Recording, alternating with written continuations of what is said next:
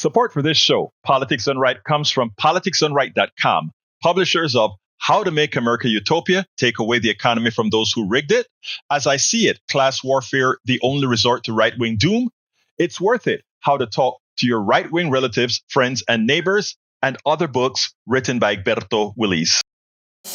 Welcome to Politics Done Right. My name is Egberto, Willies, your host. Good morning, Houston.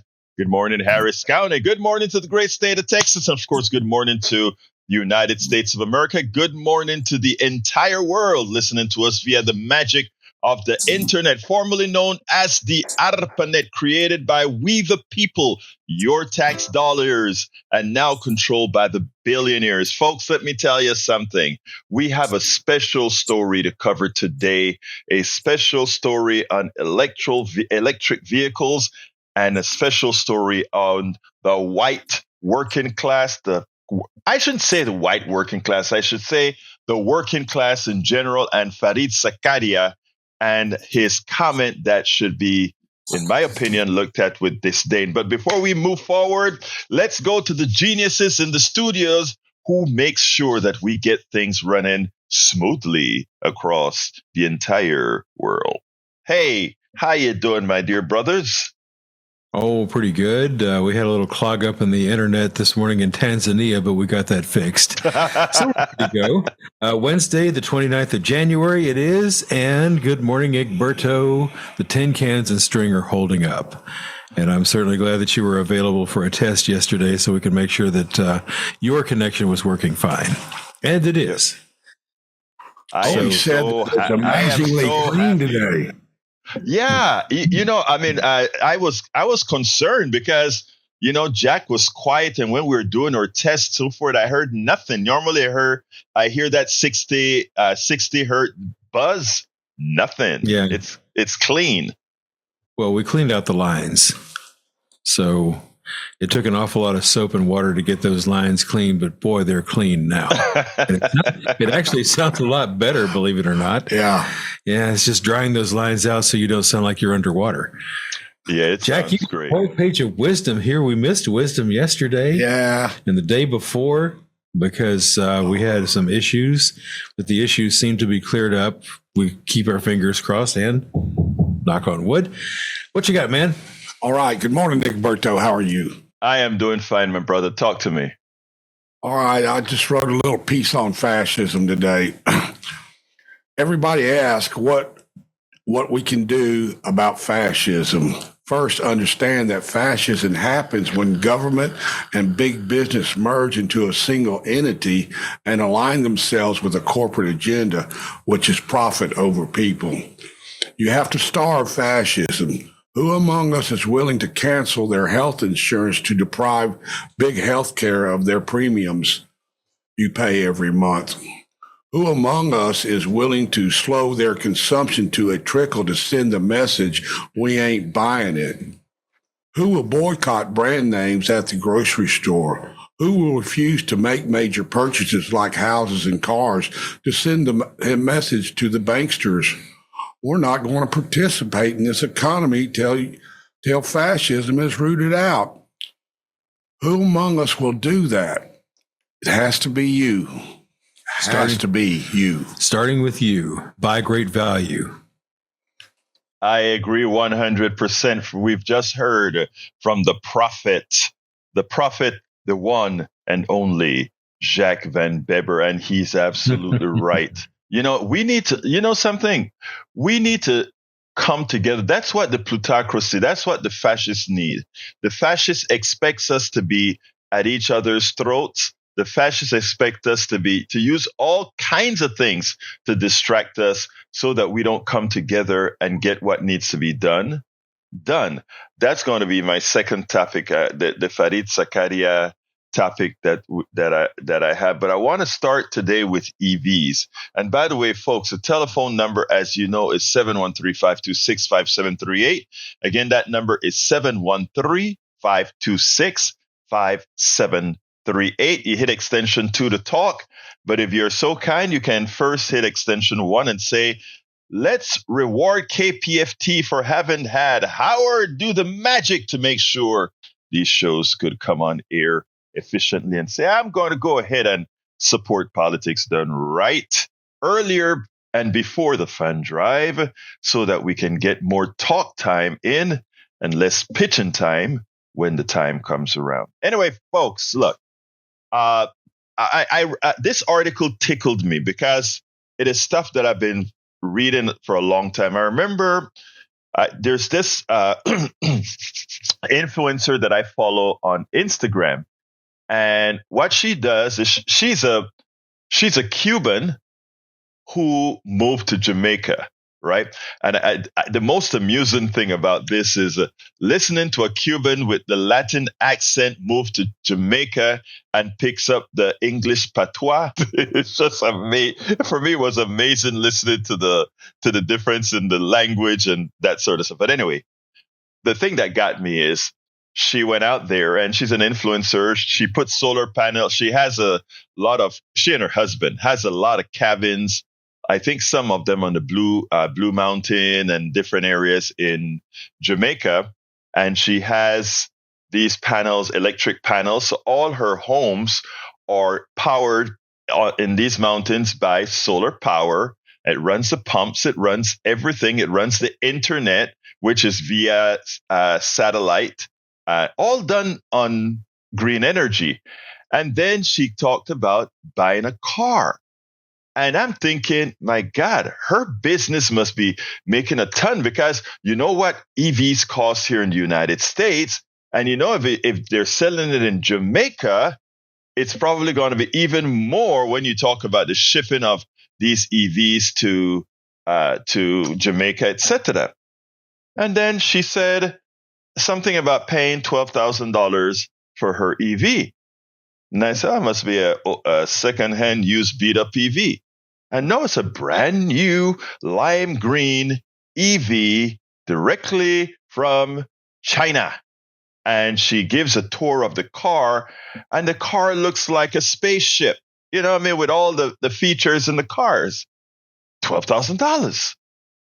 And I'm sitting down there, I'm like, dang, why can't we have that here? Well, of course, you know, between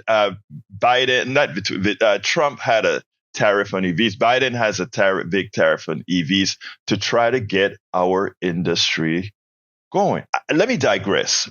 We have a tendency to believe that because we say something or we do something, we being 4.5% of the world, that everybody else is, you know, just following our lead, which isn't the case. Brazil gets most of its energy, its fuel for their cars from a green source. They grow cane, they turn the cane into alcohol, and they burn the alcohol. You know, so they have a cycle that then, you know, that cane pulls out carbon out of the air. And after it pulls the carbon out of the air and it's fermented and turned into alcohol, and that alcohol goes into the car and it's burned, it throws the carbon dioxide back into the air. They grow more cane. The cane takes the carbon dioxide out of the air. It's a form of solar power. People say, how can that be solar power? Well, because photosynthesis depends on the sun, and photosynthesis is how the cane pulls the carbon out of the air and turns it into alcohol, ultimately with the process, and then throws it back into the car and burns. You get the cycle. It's a cycle that says we burn the alcohol, we take it back out with the cane. We burn the alcohol, we take it out with the cane. China now has become a big battery manufacturer, right? And with their alliances with several countries in Africa. Look, I'm not saying that China is some saint at all. China is just another country looking out for whom? China. America is a country looking out for whom? America. Okay, and there's nothing wrong with that. Nothing wrong with that. But there's something wrong with how we do things. What Richard Wolff, the economist that I have interviewed, and in the newsletter that I send out, because the interview that I have with Richard Wolff is fairly long, and this is a call-in show, I only play Richard Wolff, etc. when we are not doing call-ins. When Howard tell me, Egberto, today we're going to do a show that's not you live. We need to do a recorded show. Then I'll bring Richard Wolff, etc. But I interviewed Richard Wolff, and he's talking about America being in end state capitalism. We know capitalism is not sustainable. The mathematics of capitalism says it's not sustainable. You won't learn that in business school, business folks. And anybody who wants to discuss that in detail, please feel free to give us a call at 713-526-5738. But we are in end state capitalism, right? Which means we've reached, we finally reached the extractive limits or the exploitative limits that we have on Americans. We're approaching that exploitative limit on American, and it's costing us a lot. China you remember when folks say the reason why we should support these guys making billions and these people making millions, and I always talk about parasites not working or not doing anything. They say the reason we should support that income inequality, that wealth disparity, is because somehow these wealthy people are a cut above and create innovation. That is a lie that we've been told, that you need these excessive profits to have innovation. And I've always dispelled that lie by saying Elon Musk is the one making the money, but his engineers are the ones who are innovative.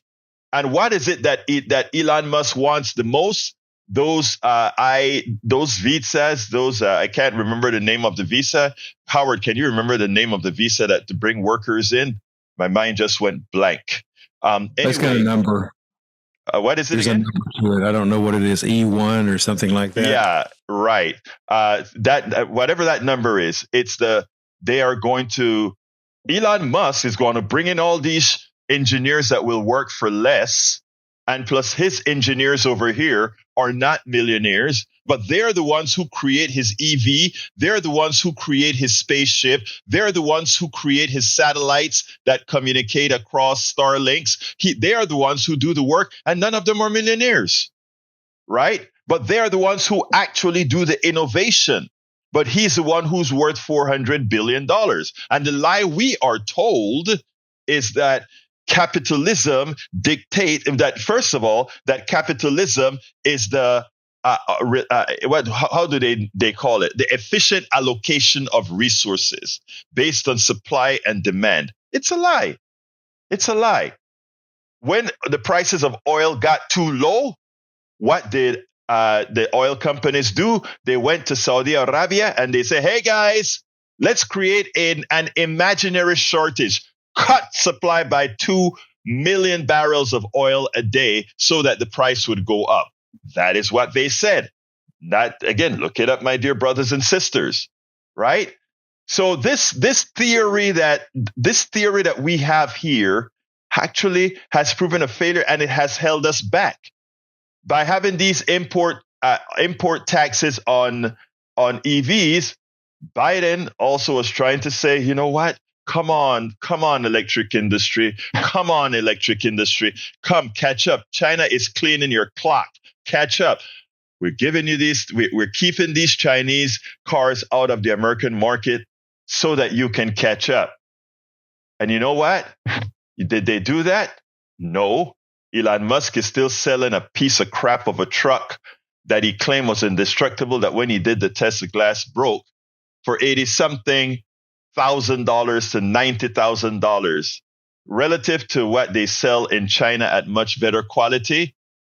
They sell that for under $30,000. Now, the theory, again, as I mentioned, was that somehow creating these multimillionaires are going to create good stuff. But what they do is they E1B visas. That's what it is. E1B visas. God, it just hit me again. All right.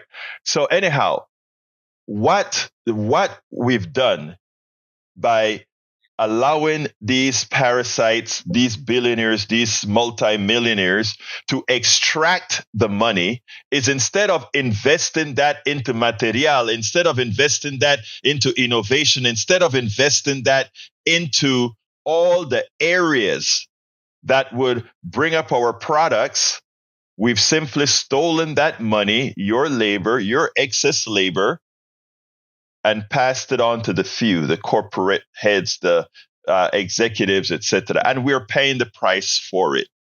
Now, China has, and you know what? The other thing that we do, when I talk about keeping us uninformed, that is a major, major thing why they get away with it. Because we are uninformed. We don't know about we don't know what Shanghai looks like, what Beijing looks like, what Xi'an looks like. These are, we have a lot of big cities. China has scores, dozens, hundreds of big cities that are high tech, bullet trains, big bridges. I mean, the infrastructure. And by the way, the last time I went to China was in the 90s. And I remember when I got into Hong Kong, got into Xi'an, and it was like, dang, I would have never thought that we don't see this in America. We don't see how these countries are moving forward in America. I have a friend that just got back from South Africa. And by the way, I'm talking BRICS countries now. Check this out. Brazil, Russia, India, China, South Africa. A friend just got back from BRICS, and she was, my God, have you ever been to Johannesburg and see what that city is like? And, again, but in our insular way of being, we centralize ourselves around all that our plutocrats tell us. And they don't tell us all the things that are slipping by us as the world goes on. And they suffice it to say, well, everybody wants to come to America. Yeah. The plutocrats and the, folks in South America, etc. Yeah, they're coming out here, but they don't tell you what's happening in BRICS. I want to ask you, how many Brazilians do you see flocking to the United States? How many South Africans do you see flocking to the United States? How many Russians, as bad as things are in Russia right now, flocking to the United States? I'm naming BRICS countries now. I'm naming BRICS countries. And Dr. Wolf, in the last interview that we did last week, actually, he told me something that kind of shocked me. And he said, remember what Biden talked about Russia and war and how the war is going to bring down Russia? He says, Egberto, I want you to remember something. You remember the Depression? I said, yes. He said, remember what got us out of the Depression? Some of the work programs that Roosevelt did were good stopgap measures. But you know what really did it? And I said, oh my God, I know it, but I didn't really tie it to Russia. He said, exactly. World War II was the catalyst that got us out of the Depression because of the massive amount of manufacturing that had to occur. Everybody had a job, etc. And we all know that economics is determined based on the circulation of money. And man, did we have money circulated. And he said, and guess what's happening in Russia right now? And he said, has Russia caved yet? And I'm like, dang, Miss Dr. Richard Wolf, you're actually, I kind of wondered how this war could last that long. And he said, come on. Russia is a continent with a country that occupies several time zones with a lot of natural resources. Why would they? I mean, they could stay in a state of war forever. They can outlast us in a state of war forever. And have you been to Moscow lately? And and see the style of living in Moscow lately. And then I kind of sat back and I'm like, my God, we continue to just buy what our mainstream media tells us. We have to stop it. We have to be real Americans for Americans, and start looking out for Americans. You know who's looking out for Chinese? The country of China. They're doing what's right for their people. South Africa is doing what's right for its people. Brazil is doing what's right for its people. America is doing what's right for its oligarchy. It is something that is so hard to fathom. It is something that is so hard to fathom. And the reason I started with the EV is because we have Trump that comes in and he's talking about just wiping out green technology, getting free windmills. Texas produces 30-something% of its energy. This red state that loves to talk about, we are red and this and that. 30-something% of its energy is wind powered. Think about that. Oil state, the state that produces more oil than any other state. We are top notch in wind power. Wind power saved us during the last freeze. Okay? It was the gas generators that went out, and our governor lied and came up and talked, the windmills froze. No. The gas lines that were not weathered froze. Did you know how much solar power we're getting?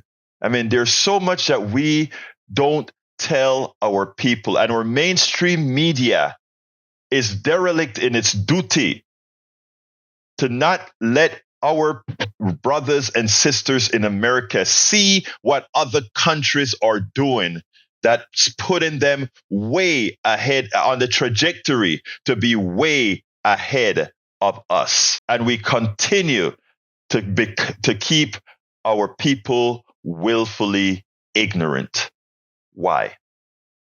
So that we get a few billionaires and and all these folks that are protecting these billionaires and multi-millionaire, they have the false and gullible and childish belief that the reason they want to protect those guys is that someday they are going to be like those guys. We need to wake up.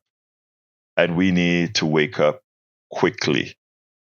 Because right now, with the election that is over and the proposals that Donald Trump is putting to fruition, what he's doing is putting us decades behind these countries. And when we talk about the other thing I learned from Dr. Richard Wolff recently, was that BRICS, its GDP, far exceeds the GDP of G7. Put that in our pipes and let's smoke it, brothers and sisters.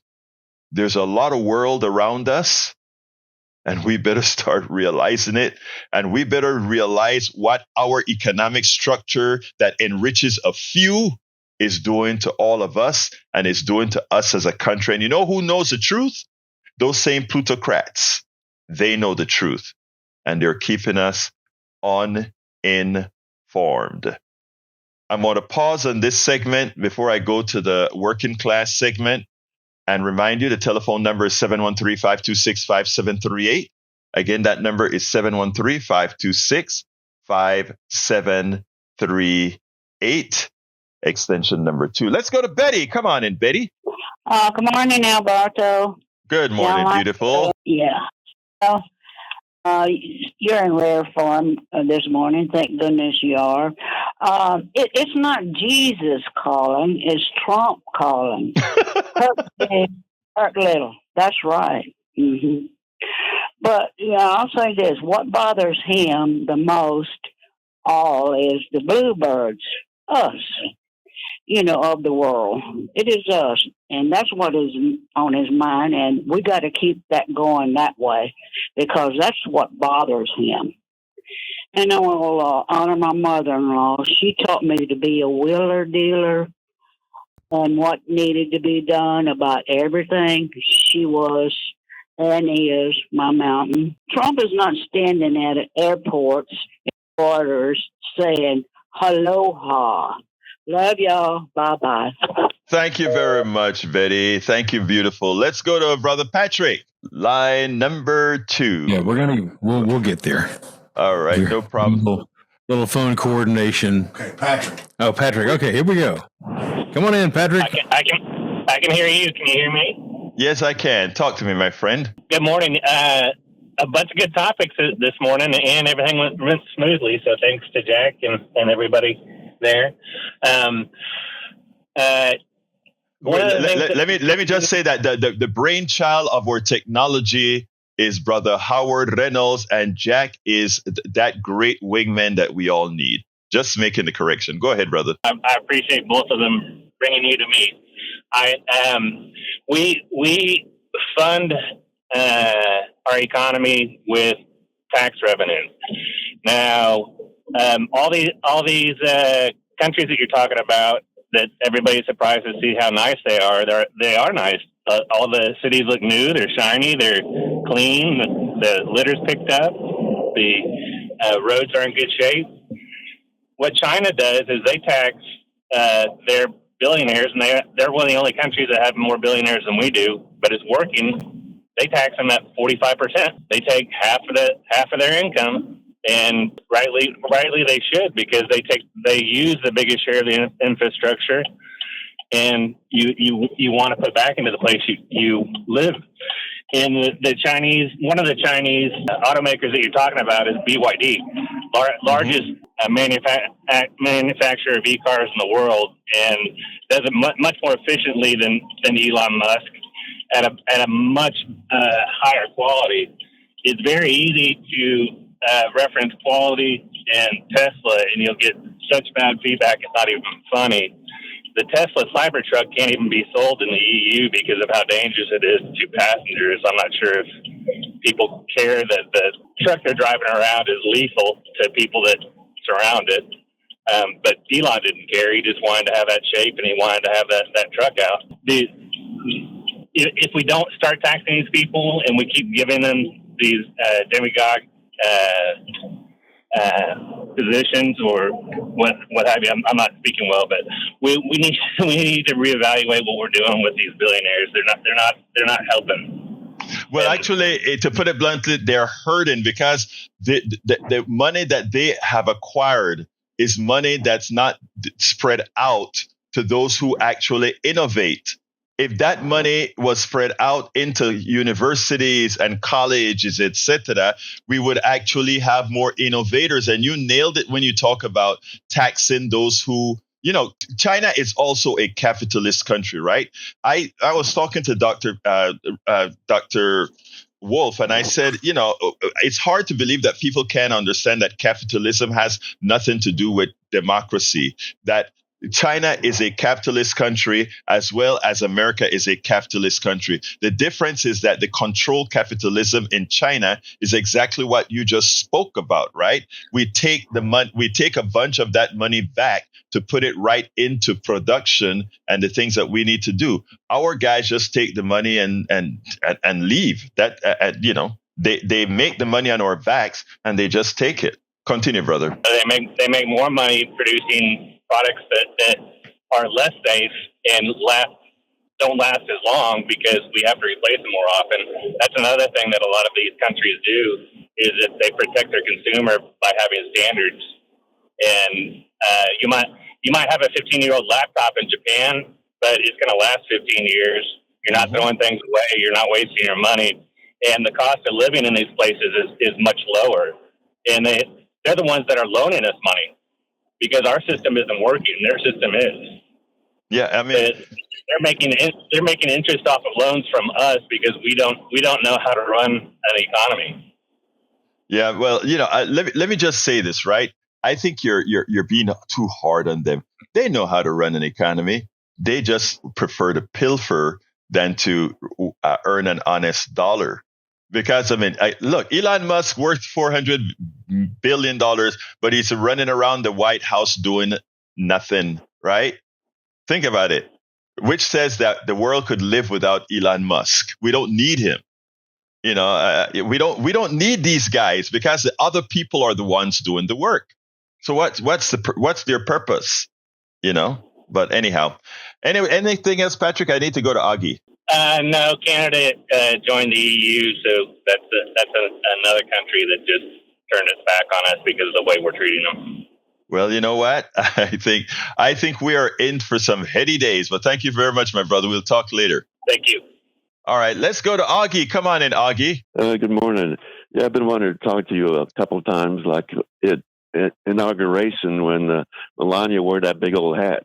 When I saw her come out, you couldn't see her face. And I think, she doesn't want to be seen with Trump. That's why she's got that big hat. But then also, a second thing was he couldn't kiss her. He tried to kiss her, but he couldn't get to her with that hat. And you were talking about the special visas. Well, these companies got rid of their American engineers and scientists because they want these Asian guys and Indian guys like you said, at lower wages. At a discount, yeah.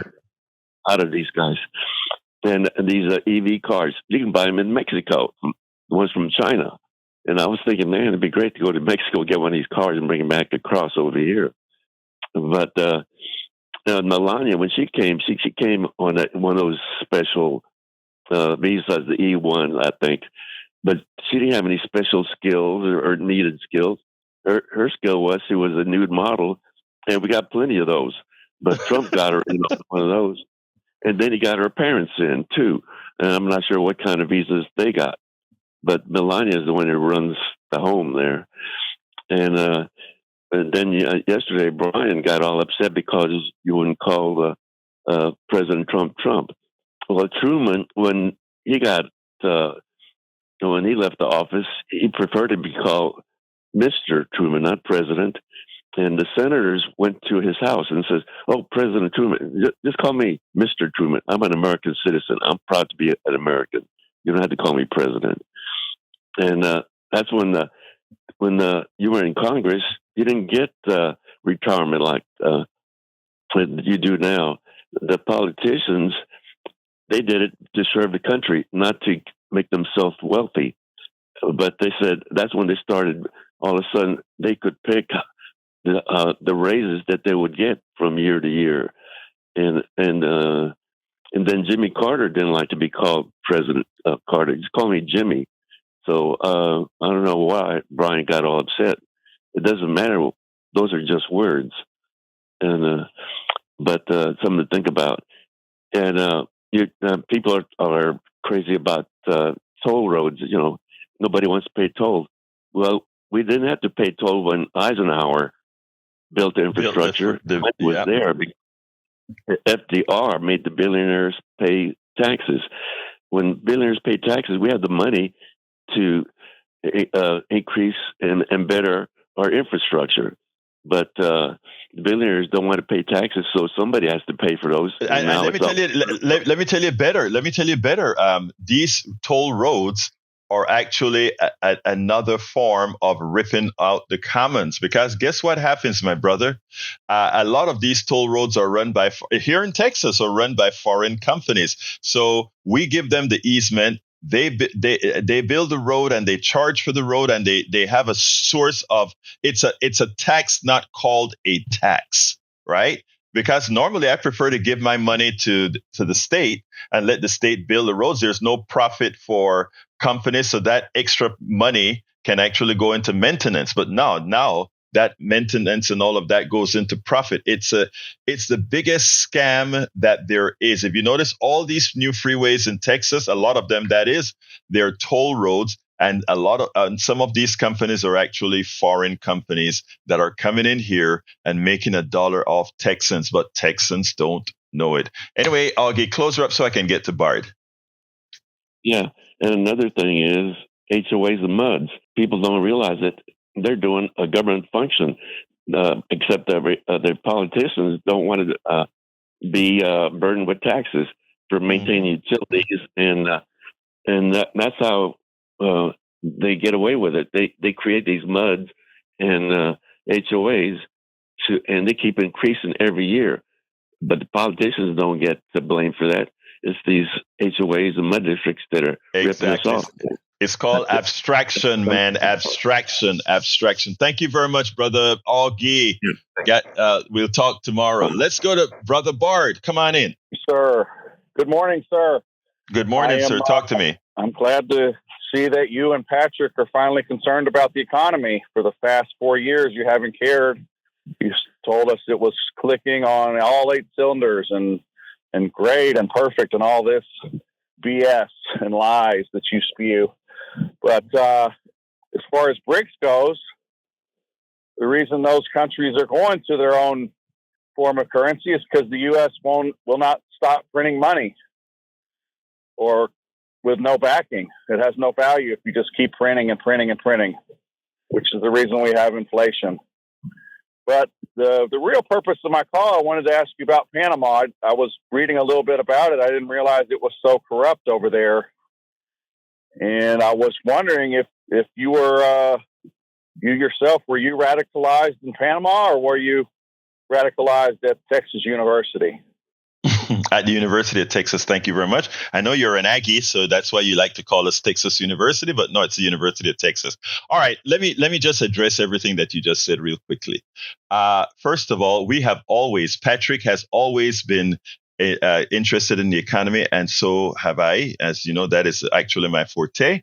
And one of the reasons we gave Biden the kudos is that Biden did some progressive policies that have been needed for quite a long time. I am not a Biden fan because Biden is a neoliberal, but the progressive wing of the Democratic Party had sufficient influence on Biden to create the policies that got us out of the funk that Donald Trump left when he mismanaged COVID that caused the economy to crash.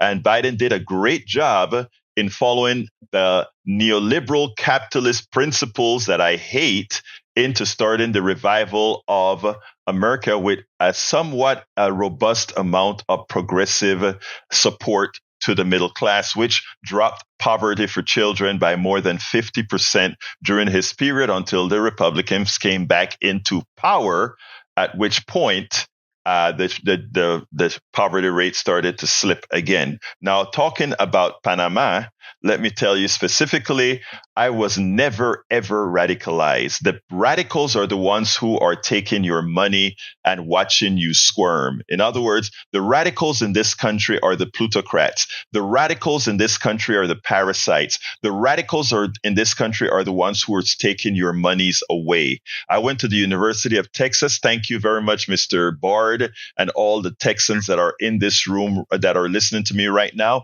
I do appreciate the collective. I do appreciate the taxes that all of us have paid in Texas so that we could have that great university called University of Texas, where I was, in fact, educated. I have more than returned the payment and the amount of taxes that I've paid over the last 30 or 40 years. So you've invested in me, and I've invested right back into the next generation with the amount of taxes that I've paid thus far. But let me tell you something. I didn't need to be radicalized at all, because the radicalized folks are the ones who are trying to destroy the promise of America.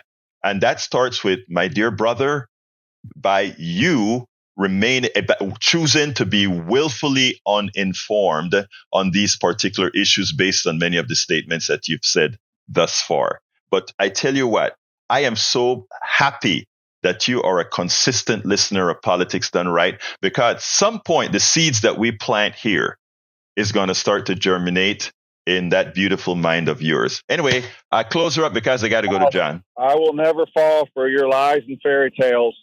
All right. Well, you know, sir, actually, only one thing you need to do is one by one, anytime you want, one by one, tell me my lies. But right now, since I have to go to John, call another day and you tell me which point is a lie that I've made, and we'll go over it one at a time. Have a wonderful day, my dear brother Bard. Let's go to John. John, you're on. John up 1, John up 2. And it seems like if John is gone, let's go to Brian. Come on in, Brian. Yeah, good morning, everyone. Thanks for volunteer work. Thank you, sir. You said that in the early 80s you were denied a loan for a computer program? No. Again, it's all in my book, Tribulations of an Afro-Latino Caribbean Man. Let me give you the different story. There are several stories. In the 1980s, I was denied a loan. I went to the bank. You asked me a question, I'm answering it to you. I can't remember the year exactly. It may have been either, let me see, I left NASA in, I think, 89. I think it would have been 89 or 90, one of those years. Go ahead. So, yes, I was denied a loan, and a friend of mine with worse credit, and he was actually a coke addict, he got the $40,000. I was sent packing. Okay. During that time, that was the start of the tech revolution and the tech crash, correct? So money was, go ahead. Can I finish, please? Yeah, go ahead. Yeah, money was given out freely. Yeah, money was given out freely to anyone that could do anything with a computer. That's why Mark Cuban made billions of dollars. And then they figured out, hey, wait a minute, these people are not producing anything. They're making no durable goods. Okay, so I don't think it happened the way that you think it did. Well, actually, no. Okay, sir. You know what gets me with you sometime, Brian? You make assumptions that are so wrong. First of all, you're absolutely wrong. What I made had value. In fact, it had so much value that my product is used by NASA, from NASA right back to Boeing, and it has saved hundreds of thousands, if not millions of dollars in technical know-how because of what I was able to do with an RTS signal on an 8250 chip. Okay, so let me just tell you that what you're saying right there is complete bunk. Now, that said, the person who got the loan, got the loan. I am not. You should have gotten the loan. I should have definitely gotten the loan based on those who were getting loans in those times. Based on those who were getting loans in those times, my portfolio was stellar. Okay? And I didn't. Then it wouldn't be based on race. It wouldn't be based on race.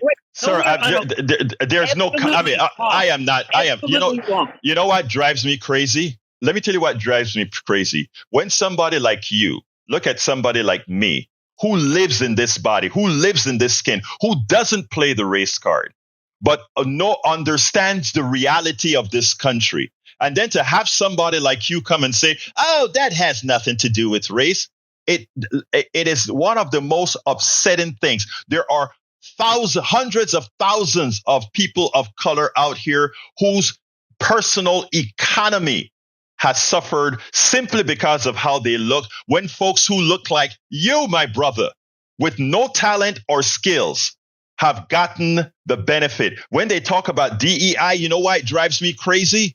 Because though many of us who know what we're talking about, and watch somebody who just slides by, because that's where the DEI is. Goodbye, Brian. Let's go to Derek. Yes. I tell you, Egberto, I know exactly where you're coming from. You know, what was so ugly about people like that, like Bart, with what Bart said and what Brian unfortunately just did, you know, is that they are acting out of a unwritten law that came from out of slavery, my brother. And that unwritten law is a black man knows nothing. And that's what drives people's mind like that.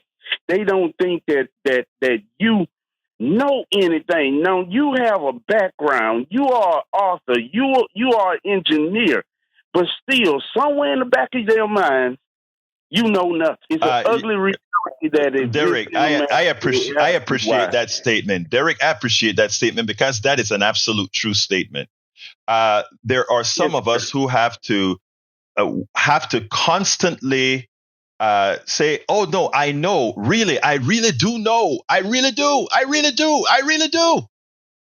You do. You put the work in. You put the effort in. And I'm going to tell you, that is all over the place. That is in science. That is in news. That is right here, damn it, at KPFT. But we live it. We live it. We understand it, and most of us in science. That's why the name of my book is Tribulations of an Afro-Latino Caribbean Man. Racism didn't stop my smile, hope, or journey forward. In other words, I get the pain, I feel the pain, but I don't make that have an effect on how I treat my fellow man, whoever they are, white, black, blue, Chinese, Asian, whatever. Right. I make sure, and I am not going to duplicate the evils of those who are racist and become that. And that's why I love all my brothers and sisters. And anybody who interacts with me can tell you the same thing. I'm going to treat everybody with respect, dignity, and who they are, not what they look like. And that is not just a statement. That is just a lifestyle. Yes, not a lifestyle. That is a way of being. Continue, my brother. You give it to us every day by just calling them my brother. Exactly. But you don't see me as a real brother. Because of that unwritten law that exists inside of you. It is an ugliness, it is a cancer, and you got to get rid of it. Thank you, brother. Thank you, my brother. You have a great day, Derek. Let's go to Brother Bruce. Come on in, Bruce. Oh, wait. Before Bruce, Patrick says he has a 10-second comment. Bruce, hold a second. Let me get to Patrick, and then I'm going to come right back to you, Bruce. Oh, God. That's all right. Hey, Bruce, call us back. Come on in, Patrick. Sorry if I caused an issue. I just wanted everybody to understand that when they're going after DEI, not only is it racism, but you turn your back on all the veterans that need this. That they get preferential treatment because sometimes they have a more difficult time getting back into society, and you just took that from people that defend our country. That's all I have to say. Thank you very much, Patrick. And going above and beyond that is so important that what we notice, these are not unearned. When you are given, people like to call them preferential treatment for some of these things. A lot of these things aren't preferential treatment. They're payback. And that is what a lot of folks can't understand. When you look at the ills that have happened in the past, that goes generationally. How do you fix that? We have a lot of errors in fixing these things, but we have to keep trying and not just throwing our hands up and saying, oh, well, things are equal. You listen to Brian, and Brian really hit a nerve on me because I lived this stuff. And I lived this stuff everywhere. I lived this stuff at NASA, where I had to overperform at NASA. I lived this stuff in business, where I had to overperform in business. I never forget. I'll tell you guys that the Chinese story about me being in China another day. Let's go to Bruce. Come on in, Bruce. Sorry that we had that little mix up, my brother. Yeah, Egberto, good morning. I just got two quick things. First, yes, I know Trump is throwing 100 things at us at one time, figuring that he's going to get stopped on a few of them, and a bunch of them will get through. It's flooding the zone.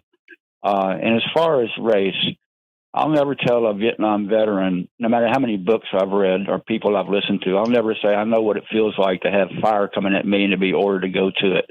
I'll never know. Only someone who's done it can do it. I'll never tell a person who's in a minority, yeah, I know what you're going through and what prejudices you've faced. I've never walked in those shoes. So the key is to listen to other people. I'll listen to a migrant. I'll listen to a person in the minority. I'll listen to a veteran and give credence to their views. That's all I have. Bruce, don't leave it, because first of all, I want to commend you for that statement, right? I also want to tell folks that there's something called empathy, right? While I cannot be a woman, I can actually see what society has done to women. I've watched women have to overperform. I have watched women be looked down on by all men, not white men, by all men. You look at the church, you look at other things. I haven't lived that. I can empathize with that, right? So I want to put a corollary on to what you said. Because you are a person who feels and can feel for somebody, while you cannot say exactly how that one person feel, you can empathize and understand that there is a pain that that person is feeling. And you have got that, Bruce, and a lot of people that I know, irrespective of who they are, how they were brought up, etc., have that empathetic wiring in their brains. And what I hope, it's above my pay grade. I don't know if that is implicit to people or not, but I would hope that more of us would learn how to grow or wire ourselves empathetically. I really hope so. But thank you for your comments, Bruce. Just one more Yes. real quick. That is why politicians who dodged the draft or for some reason weren't in that age group are more likely to send men off to war than maybe a veteran would, such as George Bush Sr., who's not my favorite, but he understood that he's sending people off. So that's all I got. Bye. Thank you, Bruce. I think you nailed that stuff about it's easy when you don't know what war is really like. It's easy to just go ahead and say we're going to send folks to war, etc. Thank you, brother. All right, I just have a few minutes left, right? And one of the things I wanted to talk about is an article that I read, Fareed Zakaria's message after working class voters ditched the Democrats, good riddance. I consider that one of the most elitist statements out there. In other words, Zakaria, who I like, very intelligent guy, is telling the Democratic Party, "Hey, just give up on the working class. To hell with the working class. You already have the college educated. You already have most of the minorities. You can actually build a framework because you've been trying to get the working class, and those people aren't coming to you. Those are." And let's be frank here. Whenever you hear people talk about the working class, in effect, they're talking about the white working class that the Democratic Party has pretty much lost. And he's telling the Democratic Party, just call it a day. Look, you've been winning popular majorities with minorities, college educated, and maybe a plurality of women. So why not just stick with the program and ditch the working class, which I say that is ridiculous. And Les Leopold, who wrote the article, talks a whole lot about the stuff that we talk about all of the times. The biggest mistake the Democrats have ever done was to cede the working class to Republicans, was to cede people in rural areas to Republicans. And the narrative is that these people are so damn racist. These people are so backwards, sexist, uneducated that somehow you can't really reach them. You give them the facts and they don't accept the facts and all of that. But then when Les Pold brought out some polls, you realize that no, the working class are just as progressives as those of us who are progressive in the things that they're asking for. Why the hell would you abandon the working class? That makes no sense. I've constantly said over and over and over again that what we need to do is every hospital that is closing to go into rural America, earn those votes. Obama proved one thing, and I've told you guys this message before. I knew Obama was going to win when he went into one of the most, what one would consider racist part of Pennsylvania. And when the canvasser asked, "Who are you voting for?" the person said, "We're voting for the N-word guy." His economy was over his racism. He believed that Obama, in as much as he was prejudiced against Obama, that he was going to do well by him economically. You don't give up on anybody. Racism is a tool that the Republicans have learned how to use against Democrats with the working class. The silliest thing one can do is to give up on any demographic.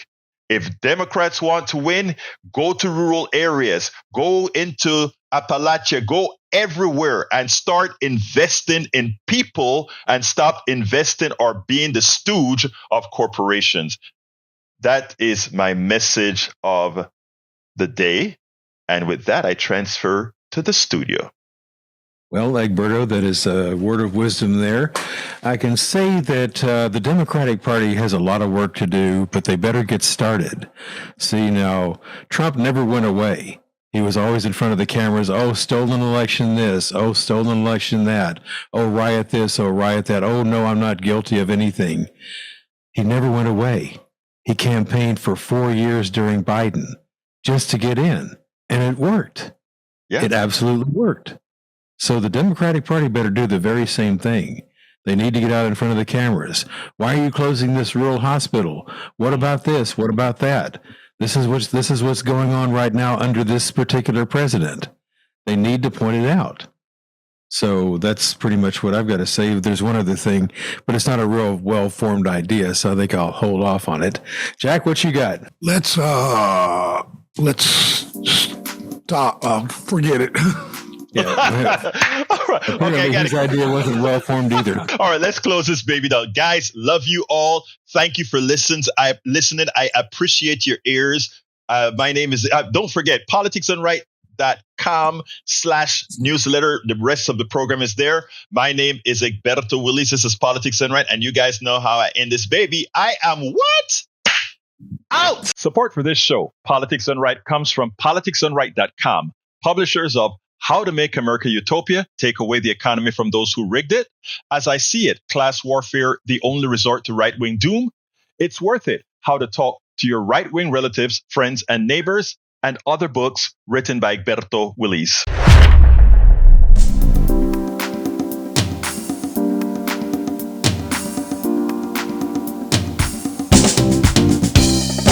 Welcome to Politics Done Right. I am your host, Egberto Willies.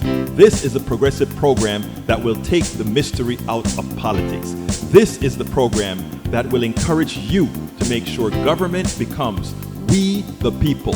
Whether you are liberal, progressive, conservative, or otherwise, you get to air your point of view. We are an independent media outlet that, unlike mainstream media beholden to corporations, we only owe allegiance to you. Remember, you can also send me a tweet at EGBERTOWILLIES. That is at Egberto Willies. Let us engage. It is Politics Done Right.